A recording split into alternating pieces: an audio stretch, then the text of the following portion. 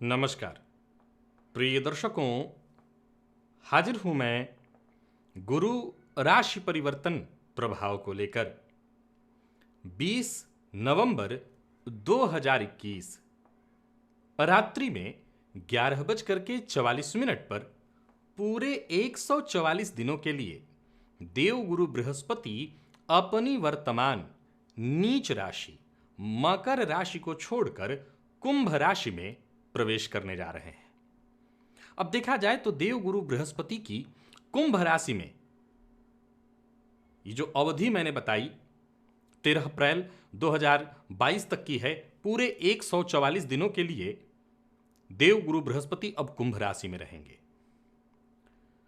प्रिय दर्शकों, इस वर्ष देवगुरु बृहस्पति का जो गोचर हुआ कुछ इस प्रकार हुआ कि मकर में रहे, फिर कुंभ में चले गए, कुंभ से फिर मकर में आए वक्रावस्था में, और अब ये मकर से पुनः कुंभ में जा रहे हैं। और अप्रैल 2022 में 13 अप्रैल को ये अपनी राशि, अपनी साधारण राशि मीन राशि में प्रवेश कर जाएंगे, जहां की ये 2023 के अप्रैल तक लगभग रहेंगे। देवगुरु बृहस्पति के गोचर की अगर हम चर्चा करें तो ज्योतिष शास्त्र का कथन है कि गोचर में वैसे तो सभी ग्रहों के गोचर का विशेष प्रभाव होता है, लेकिन बात अगर देवगुरु बृहस्पति की हो, बात अगर शनि की हो, तो इनके गोचर पर विशेष विचार करना चाहिए। क्योंकि देवगुरु बृहस्पति की अगर हम बात करें तो आप सभी जानते हैं कि हमारे जीवन में जितने भी शुभ काम हैं, मांगलिक कृत्य है, वो सब इनके द्वारा ही है। आपको मैं सदैव कहा करता हूं कि जन्म लेने से लेकर मृत्यु पर्यंत जहां तक दृष्टि जाती है, सब जगह गुरु का प्रभाव दिखाई पड़ता है। गुरु अर्थात भारी। देवगुरु बृहस्पति जन्म कुंडली में बली हों जिनके भी, कहना नहीं कि उनको उनके जीवन काल में चाहे वो धन हो, सुख, संपदा, वैभव, ऊंचाई, नाम, मान, सम्मान सब कुछ दिला देते हैं। कहते हैं कि भवन में जो ऊंचाई वाला हिस्सा है, जो शिखर है, वही देवगुरु बृहस्पति है। घर में जो सभी बड़े लोग हैं वो देवगुरु बृहस्पति हैं। देवगुरु बृहस्पति का बली होना हमारे जीवन में हमें ऊंचाइयों पर ले जाता है, हमें भारी बना देता है, हमें गंभीर बना देता है। आपकी जन्म कुंडली में देवगुरु किस स्थिति में है ये तो अवश्य देख लीजिए, क्योंकि गोचर को समझना है तो देवगुरु बृहस्पति की स्थिति जन्म कुंडली में अवश्य देखनी होगी। एक दूसरा मैं बता दूं कि यह राशिफल मैं आपको आपके चंद्र राशि के आधार पर बताने जा रहा हूं। वैसे तो नियम यही कहता है कि आप अपने लग्न और चंद्र राशि दोनों को देखिए, आपको दोनों देखना चाहिए, आपका लग्न जो है और आपकी राशि जो है। और विशेष करके गुरु जैसे ग्रह की चर्चा जब हो रही है तो दोनों को अवश्य ही देख लीजिए। और इसके बाद अगर दोनों एक ही हैं तब तो कहना नहीं, लेकिन अलग अलग है तो दोनों को देखिए और फिर इसके पश्चात दोनों का एक रिजल्ट निकालिए, दोनों में अनुपात निकालिए कि कितना बेहतर लग्न का निकल रहा है और कितना बेहतर राशि का, या दोनों में क्या दोनों खराब है, ये निकालिए। और जब दोनों का रिजल्ट निकल जाए तो फिर उसी का आधार बना करके, अगर दोनों में बहुत अच्छा है, दोनों में अच्छा है तो बहुत अच्छा, एक में अच्छा एक में खराब तो मध्यम, और दोनों में खराब तो बहुत खराब। बस यही सामान्य सा नियम है। तो चंद्र राशि के आधार पर आप इस राशिफल को देखना शुरू करिए। और चलिए मैं प्रारंभ करता हूं गुरु की ये जो राशि परिवर्तन की चर्चा है मेष राशि के जातकों के लिए। अभी थे आपकी राशि से लाभ में ही देवगुरु बृहस्पति, पुनः चले गए दशम में और फिर आए हैं लाभ में। आमतौर पर देखा जाए तो देवगुरु बृहस्पति को लाभ भाव में भावनाश करने वाला कहा गया है। मैं बता दूं कि आपकी राशि से देवगुरु बृहस्पति का लाभ भावस्थ होना, भावनाश की चर्चा यहां नहीं होगी, क्योंकि देवगुरु बृहस्पति आपके लिए सर्वाधिक योग कारक ग्रह बनते हैं, क्योंकि ये आपके भाग्य भाव के स्वामी बनते हैं। और भाग्येश का जाकर के लाभ भाव से संबंध बनाना यह अत्यंत श्रेष्ठ महाधनी योग का निर्माण करने वाला बनेगा। तो सीधी सी बात है कि देवगुरु बृहस्पति का आपकी राशि से लाभस्थ होना।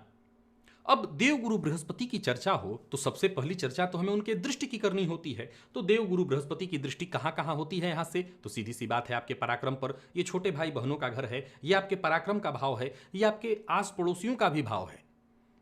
तो वहीं आपकी जन्म कुंडली का जो पंचम भाव है वो आपके ज्ञान का भाव, आपके संतान का भाव, आपके प्रेम का भाव, आपकी बुद्धिमत्ता का भाव। और जन्म कुंडली का जो सप्तम भाव है ये आपके दाम्पत्य का भाव है, ये आपके व्यापार का भाव है। तो सीधी सी बात है कि देवगुरु बृहस्पति स्वयं लाभ में बैठेंगे व्यापार को और आपके ज्ञान को और आपके पराक्रम को जब प्रभावित करेंगे तो लाभ की स्थिति बनेगी। व्यापारिक दृष्टिकोण से ये श्रेष्ठ समय बनेगा। यहां ये मित्र दृष्टि नहीं है, ये तुला राशि जो है यहां पर इनकी जो दृष्टि पड़ेगी ये मित्र दृष्टि नहीं है। एक और बात, देव गुरु बृहस्पति कुंभ राशि में गोचर करेंगे।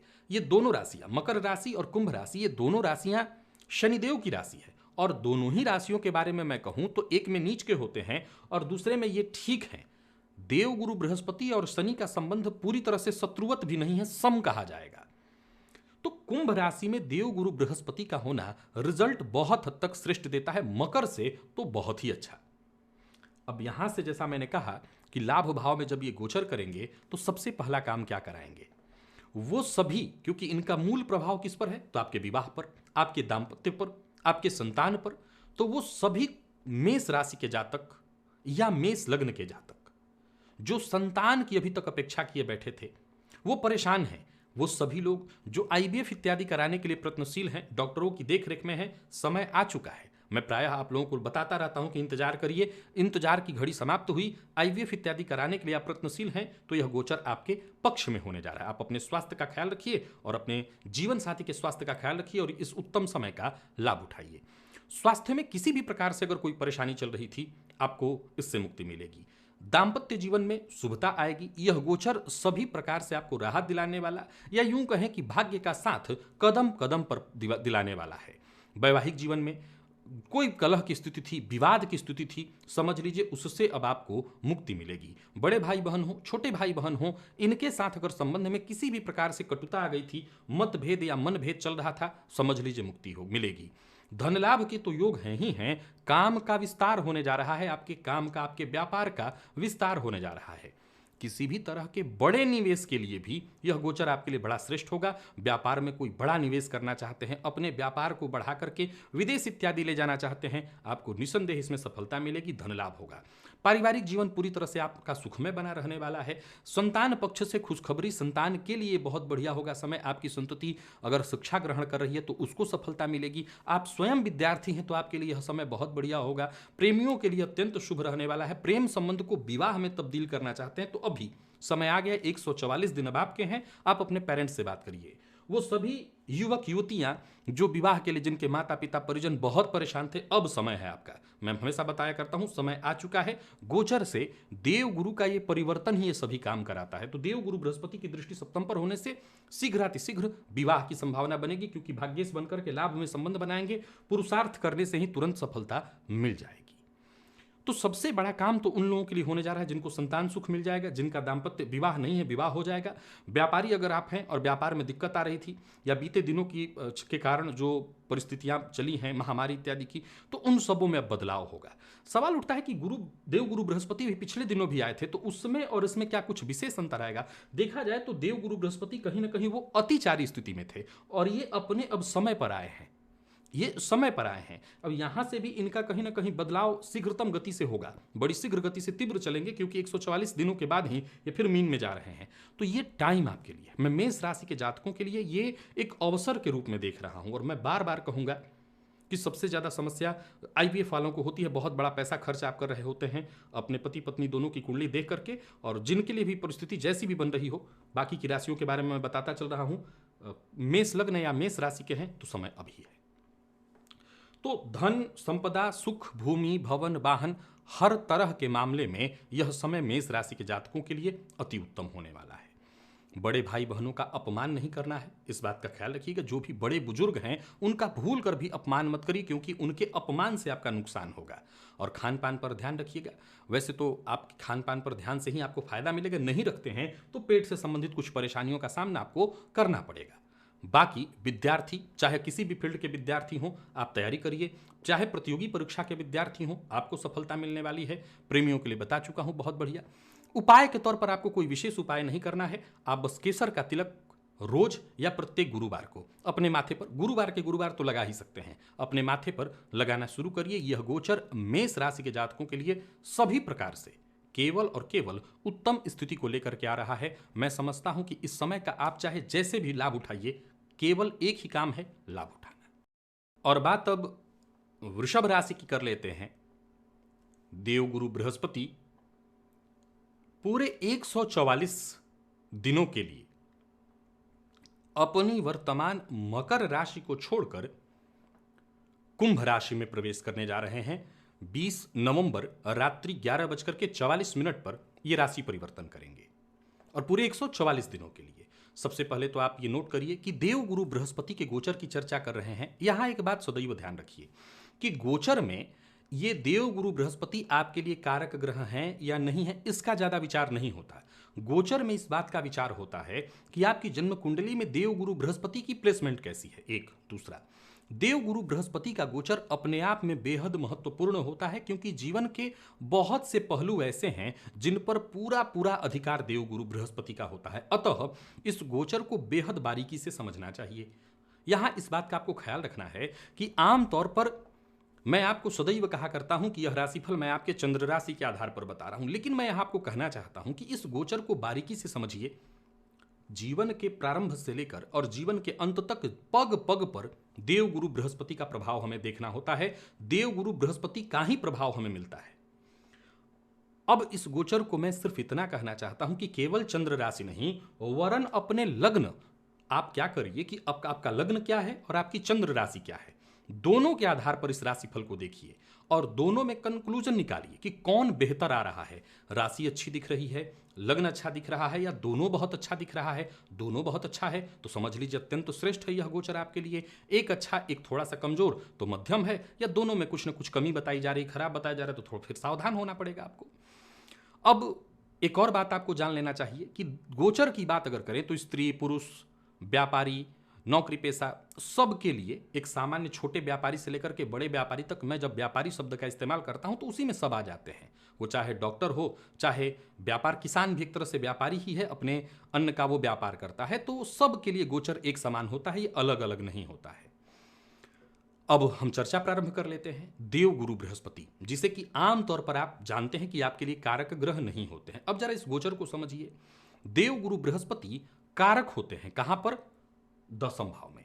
अभी ये कहां गोचर कर रहे हैं? तो आपकी राशि से ये, या आपके लग्न से ये नवम भाव में, जो कि उनकी नीच राशि है। तो देव गुरु बृहस्पति इस समय जिन दो राशियों में गोचर कर रहे हैं, शनिदेव की राशि है, चाहे वो मकर हो या कुंभ, लेकिन यहां वो नीच के होते हैं, यहां उनका उतना बुरा प्रभाव नहीं होता। अब 13 अप्रैल 2022 तक देव गुरु बृहस्पति यहीं रहेंगे। दसम में ये कारक हैं, और आपके लिए अगर देखें तो ये लाभेश होते हैं और साथ ही साथ अष्टमेश। चूंकि लाभ भाव कारक भाव नहीं है, क्यों? क्योंकि ये छठवें से छठा होता है, परंतु देव गुरु बृहस्पति लाभेश होकर के दसम में गोचर कर रहे हैं, तो इसे ज्योतिष शास्त्र कामधेनु योग कहता है। इस योग के कारण जातक के जीवन काल में धन की स्थिति बेहद मजबूत हो जाती है। और धन के कारक कौन है? तो देव गुरु बृहस्पति। ये दसम भाव आपके कर्म का भाव है, जहां देव गुरु बृहस्पति की अगर हम देखें तो मूल त्रिकोण राशि अष्टम में होती है, और ये अष्टमपति बनकर के आपके दसम में गोचर करेंगे, तो कहीं ना कहीं कार्य क्षेत्र में थोड़ा उतार चढ़ाव तो देखने को मिलेगा। अब सवाल ये उठता है कि दसम में देव गुरु बृहस्पति कारक होंगे आपकी राशि या लग्न से, या अष्टम भाव कर्म, अष्टम भाव की जो राशि है धनु राशि, वो इन्हीं की राशि और अष्टमपति बनकर के दसम में गोचर करेंगे तो कार्य क्षेत्र में परेशानी उत्पन्न करेंगे। तो जवाब सुनिए। जवाब यह है कि यह गोचर कहीं ना कहीं आपके लिए दोनों तरह की स्थितियों को उत्पन्न करेगा। कार्य क्षेत्र में थोड़ी बहुत परेशानी तो जरूर आएगी, लेकिन अगर परिवर्तन होता है तो वो परिवर्तन आपके विपक्ष में नहीं, वरन पक्ष में होगा, क्योंकि कामधेनु योग प्रभावी होगा। और कामधेनु योग प्रभावी होगा तो जहां आपको कार्य क्षेत्र में जैसे बदलाव का सामना करना पड़ा, नौकरी में पद परिवर्तन करना पड़ा, नौकरी छोड़नी पड़ी, तो ऐसा नहीं होगा कि नौकरी छोड़नी पड़ी अब आपको दूसरी नौकरी नहीं मिल रही है, मिलेगी। अब जरा देखिए, देव गुरु बृहस्पति के गोचर की चर्चा चल रही है, तो सीधी सी बात है कि आपके देव गुरु बृहस्पति की दृष्टि की सबसे पहले चर्चा चलेगी, क्योंकि इनकी दृष्टि का विशेष प्रभाव है। तो पहले तो ये दसम में बैठे हैं, दसम के कारक हैं। अब यहां से इनकी दृष्टि धन पर पड़ेगी, जहां के ये कारक हैं। फिर इनकी दृष्टि चतुर्थ भाव पर पड़ेगी, जहां के ये उच्च के होते हैं, और साथ ही साथ इनकी दृष्टि षष्ठ पर पड़ेगी, जहां शुक्र की राशि तुला राशि है। रोग रिपु ऋण से ये कोई विशेष अंतर लाएंगे या नहीं, इसको हमें समझना होगा। लेकिन सबसे पहले तो आप ये समझिए कि दसम भाव में इनका गोचर होना आपके कार्यक्षेत्र के लिए बहुत बढ़िया मैं कहूंगा। यहां ये बात मैं कह सकता हूं कि देव गुरु बृहस्पति जब आपकी राशि से दसमस्थ गोचर कर रहे हैं तो कार्यक्षेत्र में अच्छे परिवर्तन ले आएंगे। नौकरी पेशा लोगों के लिए बहुत बढ़िया होगा। जो उच्चाधिकारी हैं, विशेष गुरु ऊंचाई या उच्च पदस्थ लोगों के कारक होते हैं, तो उनसे काफी हद तक सहयोग मिलेगा। यात्रा कर सकते हैं, घर से दूर जाने की सोच रहे हैं तो कर सकते हैं। नौकरी में बदलाव, घर में बदलाव, ऐसी कोई सोच रखते हैं तो ये सारे काम आपके पक्ष में है। अब बताता हूं आपको कि देवगुरु बृहस्पति जब राशि से आपके दशम में गोचर कर रहे हैं तो सबसे पहले तो कार्यक्षेत्र में बहुत लाभ दिलाएंगे आपको। कार्यक्षेत्र में जिस तरह की भी समस्या चल रही हो, उच्चाधिकारियों से टेंशन, उच्चाधिकारियों का आपको तवज्जो न देना, उच्चाधिकारियों का आपको सम्मान न देना, बेहतर करने के बावजूद वो रिजल्ट न देना जो आपको मिलना चाहिए, सरकारी नौकरी में किसी तरह की दिक्कत आ गई थी, आप रिटायर होने वाले हैं, पेंशन आपका रोक दिया गया है, आपके ऊपर कोई जांच बिठा दी गई है, हालांकि इसके कारक देवगुरु नहीं है, लेकिन फिर भी दशमस्थ होने के कारण आपके हर कार्य में ये सहयोगी होंगे, शीघ्रता आएगी और काम बनेगा। अब देवगुरु बृहस्पति की दृष्टि धन भाव पर होगी।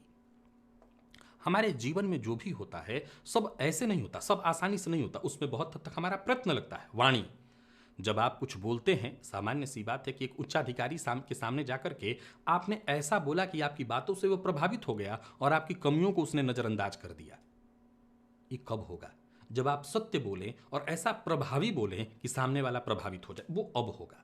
देवगुरु बृहस्पति की दृष्टि द्वितीय भाव पर पड़ने से ये सुख इस तरह की वृद्धि कर देते हैं, वाणी का सुख आपको मिलने लगता है, और जो वाणी इतनी प्रभावी नहीं थी वो प्रभावी हो जाती है और चमत्कारिक रूप से प्रभावी हो जाती है। लोग आपकी बातों को सुनते हैं, उसका सम्मान करते हैं, आपकी बात को मानते हैं।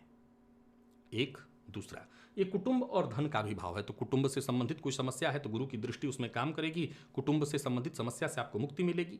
यहां यह बात ध्यान रखिएगा कि यहां द्वितीय भाव में मिथुन राशि बनती है, मैं लग्न और राशि दोनों के लिए कह रहा हूं। तो आपके लिए देखें तो द्वितीय भाव में मिथुन राशि बनती है जो बुध की सामान्य राशि, साधारण राशि है, और ये वाणी के कारक होते हैं। तो वाणी पर विशेष रूप से आपको विचार करना होगा। धन के कारक हैं देवगुरु बृहस्पति, फलस्वरूप धनागमन होगा, धन संचयन होगा, पैतृक संपत्ति को लेकर के कोई विवाद था तो वो विवाद दूर होगा, या कुटुंब के मध्य किसी भी तरह के मतभेद, तनाव की स्थिति चल रही थी बहुत दिनों से, समझ लीजिए वो सब दूर होने वाला है। अब एक और बात, देवगुरु बृहस्पति की सातवीं दृष्टि चतुर्थ पर होगी, ये आपका घर है, चौथा माँ का घर है, आपके भूमि भवन वाहन सुखों का घर है। तो देवगुरु बृहस्पति की यहाँ पर दृष्टि, जहाँ की इनकी एक तरह से देखा जाए तो काल पुरुष की कुंडली में यहाँ कर्क राशि होती है, तो एक तरह से इस भाव पर अगर देखें तो उच्च भाव है इनका, तो यहाँ पर दृष्टि पड़ने से भूमि भवन वाहन, और चूंकि मित्र दृष्टि है, गुरु सूर्य की राशि पर डाल रहे हैं, तो भूमि भवन वाहन इन सभी सुखों में बेतहासा वृद्धि करेंगे। खूब घर का माहौल आप ऐसा समझ लीजिए कि बहुत सुखद होने वाला है। अब मैंने कहा था कि यहां पर क्या करेंगे, यहां 50-50 की स्थिति को रखिए। रोग बहुत ज्यादा नहीं है तो उस पर नियंत्रण रखना होगा आपको, खान पान पर नियंत्रण रखेंगे तो रोग से बचे रहेंगे। ऋण इत्यादि, चूंकि धन संचित करना है और यहाँ ऋण से मुक्ति पाना चाहते हैं, तो धन संचित तो नहीं होगा, कोई एक ही चीज होगा, तो धन संचित करना चाहते हैं, अगर आप ऋण में नहीं है तो धन संचित करिए, और ऋण में हैं आप तो धन संचित भले ना हो लेकिन ऋण से मुक्ति दिलाएंगे। तो दोनों के लिए अलग अलग विश्लेषण हो गया। अब एक और बात समझिए कि यहां देवगुरु बृहस्पति को, चूंकि मैंने जैसा कहा कि आपके लिए कारक तो नहीं होते, लेकिन गोचर में ज्यादा इसका विचार नहीं करना, ये कुंडली में विचार करना है। आप अपनी कुंडली की स्थिति को देखिए, आपकी कुंडली में देवगुरु बृहस्पति किस स्थिति में बैठे हैं, किस तरह की स्थिति है। आपके कुंडली में अगर देवगुरु बृहस्पति अच्छी स्थिति में है, गोचर में जो दशा, जन्म कुंडली में आपकी जो दशा अंतरदशा चल रही है वो ठीक है, तो यह समय अति उत्तम होने जा रहा है। माँ के स्वास्थ्य का ख्याल रखिएगा, घर में माँ का विशेष रूप से सम्मान करिएगा, और किसी भी तरह का लोन लेना चाहते हैं बैंक इत्यादि से तो काम आपका बनने वाला। अब एक बात आप याद रखिए, जो वृषभ राशि के जातक हैं या लग्न के जातक हैं, उनके लिए एक बात ध्यान रखना है कि विवाह और संतान दोनों पक्ष से देवगुरु का कोई विशेष सहयोग नहीं होगा, क्योंकि गुरु की दृष्टि यहाँ कुटुंब में कोई संतति आ सकती है, ध्यान रखिएगा। घर में कोई मेहमान आ सकता है, नन्हे मेहमान का आगमन संभव है, लेकिन वो पहले से है तब। अब का आपके लिए, अगर आप वृषभ लग्न या राशि के हैं तो आपके लिए अभी ये सुख 144 दिनों के लिए तो फिलहाल नहीं है, क्योंकि देवगुरु बृहस्पति का न तो पंचम से न सप्तम से किसी भी प्रकार से कोई संबंध नहीं बन रहा है। वाणी पर नियंत्रण तो रखना ही है, कोई भी ऐसा कार्य नहीं करना जिससे बाद में आपको पछताना पड़े। मित्रों का, रिश्तेदारों का, सबका आपको सहयोग मिलेगा, विशेषकर मित्रों का, जो जिनको आप सम्मान देते हैं। मित्र भी दो प्रकार के होते हैं, एक बराबरी के और एक ऐसे जिनको आप स्वयं सम्मान देते हैं, उनसे विशेष रूप से आपको लाभ मिलने वाला है, उनसे सहयोग मिलने वाला है, उनसे जो ज्ञान, उनसे जो परामर्श मिलेगा वो आपके लिए बहुत बढ़िया होगा। क्या करना है आपको, गुरु के बीज मंत्र ओम ग्राम ग्रीम ग्रौम सह गुरवे नमः, इस मंत्र का आपको जप करना है। तो ये काम शुरू कर दीजिए, बाकी चिंता की कोई आवश्यकता नहीं। वृषभ राशि के जातकों के लिए भी देव गुरु बृहस्पति का दशम राशि से दशमस्थ होना बेहद श्रेष्ठ फल प्रदायक होने जा रहा है। मिथुन राशि 20 नवंबर 2021 और रात्रि 11:44 पर पूरे 144 दिनों के लिए देव गुरु बृहस्पति अपनी वर्तमान मकर राशि को छोड़कर शनिदेव की ही मूल त्रिकोण राशि कुंभ राशि में प्रवेश करने जा रहे हैं। यह गोचर पूरे 144 दिनों के लिए है और यह गोचर आपके लिए कैसा रहने वाला है, इस पर हम चर्चा करेंगे। सबसे पहले तो मैं बता दूं कि यह राशिफल, चूंकि देव गुरु बृहस्पति की चर्चा हम करने जा रहे हैं, सभी मिथुन के जो लोग इस कार्यक्रम को देख रहे हैं पहले इस बात को समझें। यह गोचर देव गुरु बृहस्पति का गोचर है। वैसे तो एक सामान्यतः देखें तो चंद्रमा का गोचर भी अपने आप में महत्वपूर्ण होता है, जिसका आप राशिफल सुनते हैं, लेकिन देव गुरु बृहस्पति का गोचर इसलिए विशेष होता है कि हमारे जीवन में जितने भी महत्वपूर्ण कार्य हैं, चाहे वो धन हो, चाहे वो मान सम्मान, ऊंचाई हो, विवाह हो, संतान हो, जितने भी हमारे जीवन के मांगलिक कार्य हैं, शिक्षा ग्रहण से लेकर के संतानोत्पत्ति और जीवन में मान सम्मान, ऊंचाई, सब देव गुरु बृहस्पति के ही द्वारा होता है। देव गुरु बृहस्पति के गोचर को देखने के लिए मैं आपको एक ही सलाह दूंगा कि इस गोचर को थोड़ा बारीकी से समझिए। और इसके लिए सबसे जरूरी क्या है कि आप अपनी चंद्र कुंडली और अपनी जन्म कुंडली दोनों को देखिए, यानी आप किस लग्न के हैं और साथ ही साथ आपकी चंद्र राशि यानी मिथुन राशि तो आपके सामने है। मिथुन लग्न और मिथुन राशि दोनों के लिए यह राशिफल मैं बता रहा हूं। एक और बात, ये जो गोचर का राशिफल होता है ये स्त्री पुरुष किसी के लिए अलग नहीं होता। स्त्री पुरुष बाल वृद्ध सब के लिए, व्यापारी नौकरी पेशा सब के लिए एक ही तरह होता है, अलग नहीं होता। हाँ, उसमें परिस्थितियां थोड़ी अलग अलग होती हैं तो वो बताया जा सकता है, लेकिन बाकी सभी एक राशि की जो बातें चल रही हैं उनके लिए एक समान ही देखा जाएगा। तो आप अगर मिथुन लग्न के हैं तो आप इस राशिफल को देखिए और मिथुन राशि के हैं तो इस राशिफल को देखिए। देव गुरु बृहस्पति को अगर मैं कहूं तो ये आपके लिए भी कोई बेहद कारक ग्रह नहीं है, परंतु आपकी अगर चंद्र कुंडली या जन्म कुंडली को देखें तो दो केंद्रों के स्वामी होते हैं, सप्तम और दसम, और ये दोनों महत्वपूर्ण केंद्र भाव है। एक मारक है अकारक, लेकिन दसम भाव बेहद कारक है। अब देव गुरु बृहस्पति आपकी राशि से नवम में गोचर करेंगे, जहां की ये अति विशिष्ट कारक है। इस लग्न के ये कारक या इस राशि के लिए कारक नहीं है, परंतु ये नवम के अति विशिष्ट कारक हैं। एक दूसरा, आपकी अपनी पहले तो जन्म कुंडली देखिए कि आपकी जन्म कुंडली में देव गुरु बृहस्पति किस स्थिति में बैठे हैं, कितना बल है उनके पास। एक और चीज देखिए कि इस समय वर्तमान में किस ग्रह की दशा चल रही, किस ग्रह की अंतर्दशा चल रही है, यह जानना बहुत जरूरी है। क्यों? क्योंकि देव गुरु बृहस्पति जहां भी बैठेंगे पहले तो उनके दृष्टि संबंध की चर्चा होगी।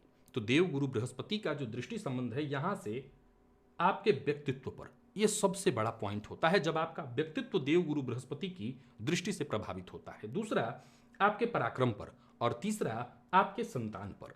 असल में देखा जाए तो देव गुरु बृहस्पति की दृष्टि सप्तम पर नहीं पड़ रही है, कहीं से भी देव गुरु बृहस्पति की सप्तम पर दृष्टि नहीं पड़ रही है, परंतु अगर आप मिथुन लग्न या मिथुन राशि के हैं तो आपके विवाह की चर्चा भी इस गोचर काल के दौरान होगी। क्यों? क्योंकि सप्तम पति बनकर के भाग्य भाव में जाना, विवाह होना, जब आपके घर में कोई मांगलिक कार्य होता है तो इसमें निसंदेह भाग्य लगता है। तो देव गुरु बृहस्पति का राशि से नवमस्त गोचर करना यह भाग्य दिलाने वाला है,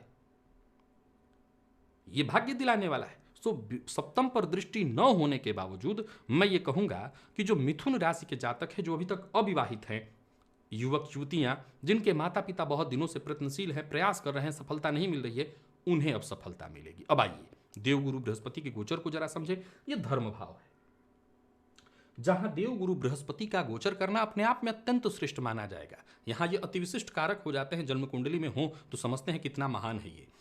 यहां पर देवगुरु बृहस्पति आपको हर प्रकार का सुख देने के लिए आ रहे हैं। धर्म में रुचि, धार्मिक कृत्यों का बढ़ना, घर में खुशी और मांगलिक वातावरण होना, खुशियों भरा वातावरण होना, घर का माहौल बहुत बढ़िया होना, देश विदेश की यात्रा कराने वाला यह गोचर यूं समझ लीजिए कि मिथुन राशि के जातकों के लिए केवल एक चीज लेकर के आ रहा है, सम्मान, सफलता, तरक्की जीवन के हर क्षेत्र में। नौकरी पेशा है तो नौकरी में, व्यवसायी है तो व्यापार में, संतान अगर आपकी है, संतति है तो संतान सुख उत्तम बना रहेगा, संतति का विकास होगा, और संतति नहीं है तो ये सुख भी अब आपको मिलेगा। प्रिय दर्शकों, इतने लंबे समय से लोगों की जन्म कुंडली को देखते रहना, लोगों से बातचीत करते रहना, अब एक बात पता चलता है कि बहुत बड़ी संख्या में हैं लोग जो संतान सुख न पाने के चलते बहुत दुखी हैं। वो आईवीएफ इत्यादि के लिए प्रयत्नशील हैं, और आईवीएफ कोई सस्ता उपचार तो है नहीं, बहुत कॉस्टली होता है। तो उस अवस्था में बता दूं कि अगर आप मिथुन राशि के हैं, मिथुन लग्न के हैं, तो अपनी जन्मपत्नी, पुरुष स्त्री दोनों के लिए कह रहा हूं, अपने जीवन साथी की जन्म कुंडली को देख लें। बाकी की ग्रह स्थितियां ठीक है, तो अब आईवीएफ का समय आपका शुरू होने जा रहा है। लेकिन हाँ, ये ध्यान रखिएगा, बहुत लंबा समय नहीं है, टोटल 144 दिन। सो डॉक्टरों की निगरानी में जाइए और अपना देख रेख करा करके तत्क्षण ये काम शुरू कराइए। कार्य क्षेत्र में पूरी तरह से मान सम्मान देख रहा हूं, धन दौलत संपदा सब कुछ प्राप्त होता दिखाई पड़ रहा है। कार्य क्षेत्र में अच्छा विकास, अच्छा लाभ होने वाला है। यह समय हर तरह से देखें तो साल का ये अंत होने जा रहा है, लेकिन मैं कह सकता हूं कि आर्थिक स्थिति बहुत बेहतर होने जा रही है। विशेषकर धार्मिक कृत्यों में आपकी रुचि बढ़ेगी, धर्म में आपका मन लगेगा, तीर्थ यात्रा आप कर सकते हैं। यह गोचर आपके लिए सभी प्रकार से उत्तम और सुखद है। यह गोचर ऐसा है कि हर तरह के ऐसे संकेत लेकर के आ रहा है कि केवल और केवल खुशियां, स्वास्थ्य भी बहुत बढ़िया, स्वास्थ्य में अगर परेशानी थी तो राहत मिलेगी। विशेष करके पेट, लीवर से जुड़ी कोई समस्या थी तो आपको इन परेशानियों से बहुत हद तक मुक्ति मिलने जा रहा है। देवगुरु बृहस्पति की सबसे बड़ी दृष्टि यहां, ये जो आपका लग्न कहिए इसको या राशि, आप जन्म कुंडली या चंद्र कुंडली दोनों के आधार पर इस गोचर को देख रहे हैं, देवगुरु की दृष्टि जो आपके व्यक्तित्व पर पड़ेगी, यह अति उत्तम है। समाज का ऐसा कौन सा भाग कहें, कौन सा क्षेत्र कहें, जीवन का ऐसा कौन सा क्षेत्र है, कौन सी दिशा जहां आपको सफलता नहीं मिलने वाली। समाज में मान सम्मान, पद प्रतिष्ठा, नौकरी पेशा है तो कार्य क्षेत्र में सफलता, सरकारी नौकरी, प्राइवेट सेक्टर, देश विदेश, जो आप चाहते हैं काम बनने वाला है। व्यापारियों को व्यापार में सफलता मिलने वाली है, व्यापार में लाभ, नए व्यापार की रूपरेखा तैयार आपने कर रखी थी, कदम आगे बढ़ाइए। जहां भी बीते दिनों आपका नुकसान हुआ था, समझ लीजिए कि अब वो नुकसान दूर होगा, तरक्की आपको मिलेगी। शेयर मार्केट में निवेश करते हैं, निवेश करिए, आपको लाभ मिलेगा। देवगुरु बृहस्पति की दृष्टि पराक्रम पर पड़ रही है, पराक्रम में आपकी वृद्धि होगी। छोटे भाई बहनों से सहयोग, वहीं आपके आसपास, घर के आसपास पड़ोसी होते हैं, उनके साथ कई बार संबंध खराब हो जाता है, उनके साथ संबंधों में बदलाव आना। और सबसे बड़ी बात मैंने जैसा कहा कि प्रबल संतान सुख, विद्यार्थियों के लिए यह गोचर अत्यंत श्रेष्ठ होने वाला है। चाहे आप सामान्य विद्यार्थी हों, प्रतियोगी परीक्षा की तैयारी आप कर रहे हों, लॉ फील्ड के विद्यार्थी हों, मेडिकल फील्ड के विद्यार्थियों के लिए यह गोचर अति उत्तम होने वाला है। यानी जहां तक देवगुरु बृहस्पति के इस गोचर की मैं चर्चा करूं, मैं एक ही बात कह सकता हूं कि मिथुन राशि के जातकों के लिए यह गोचर उत्तम होगा। अब एक और बात, वर्तमान में मिथुन राशि के जातकों को शनि की ढैया चल रही है। गुरु के इस बदलाव से, बदलाव तो पिछले दिनों भी हुआ था, लेकिन ये वाला बदलाव अपने समय पर होने जा रहा है, और इस बदलाव के कारण आपके जीवन काल में, जीवन के हर क्षेत्र में मैं एक श्रेष्ठतम बदलाव की सूचना देख रहा हूं। तो बस मिथुन राशि के जातक आगे बढ़ें और इस समय का भरपूर लाभ उठाएं। यह समय अति उत्तम है। क्या करना चाहिए आपको? गुरुवार के गुरुवार समय निकालिए और हो सके तो विष्णु सहस्त्र नाम का पाठ करिए और साथ ही साथ केसर का तिलक अपने माथे पर लगाना शुरू करिए। आपको अत्यंत श्रेष्ठ लाभ मिलेगा। तो यह गोचर मिथुन लग्न और राशि के जातकों के लिए भी अत्यंत श्रेष्ठ है। प्रिय दर्शकों, आज 3 लग्न और राशियों की चर्चा लेकर के मैं आप सबके सम्मुख उपस्थित हुआ था। अब ऐसे ही करके 3-3 के क्रम से हम सभी राशियों के लिए देवगुरु बृहस्पति के इस गोचर की बृहद चर्चा करेंगे। आज के लिए बस इतना ही। इजाजत दीजिए, पुनः मुलाकात होगी। तब तक के लिए नमस्कार।